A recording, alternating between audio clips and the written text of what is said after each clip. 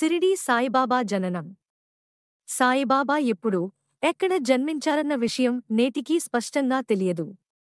చాలామంది నమ్ముతున్నదాని ప్రకారం సాయిబాబా 1838 లేదా 1839 సంవత్సరంలో మహారాష్ట్రలోని పట్రీ గ్రామంలో ఒక బ్రాహ్మణ కుటుంబంలో జన్మించారు.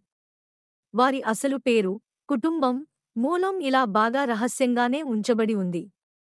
కొందరు వారు ముస్లిం కుటుంబంలో జన్మించారని కూడా అంటారు.